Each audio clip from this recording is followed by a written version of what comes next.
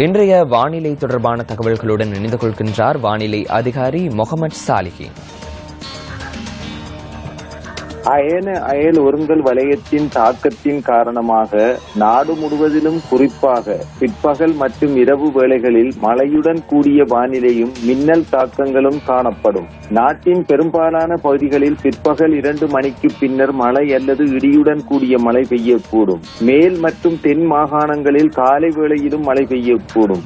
நாட்டின் சில இடங்களில் சுமார் 75 முதல் 100 மில்லிமீட்டர் வரையிலான ஓரளவு பலத்த மழை பெய்யக்கூடும். இடியுடன் கூடிய மழை பெய்கின்ற வேளைகளில் தற்காலிகமாக பலத்த காற்றும் மின்னல் தாக்கங்களும் ஏற்படக்கூடும். இவ்வாறான சந்தர்ப்பங்களில் பொதுமக்கள் அவதானத்துடன் செயற்படுமாறு கேட்டுக் கொள்ளப்படுகின்றனர். கடல் பிராந்தியங்களை பொறுத்தவரையில் கொழும்பு தொடக்கம் காலி மாத்தறை ஊடாக ஹம்மாந்தோட்டை வரையான கடல் பிராந்தியங்களின் பல இடங்களில் மழை அல்லது இடியுடன் கூடிய மழை பெய்யக்கூடும். காற்று மணித்தியாலத்துக்கு 20 முதல் 30 கிலோமீட்டர் வேகத்தில் மேற்கு திசையில் இருந்து அல்லது மாறுபட்ட திசைகளில் இருந்து வீசும். புத்தளம் தொடக்கம் கொழும்பு காலி ஊடாக மாத்தறை வரையான கடல் பிராந்தியங்களில் காற்றின் வேகமானது அடிக்கடி மணித்தியாலத்துக்கு 40 கிலோமீட்டரிலும் அதிகரித்த வேகத்தில் வீசக்கூடும்.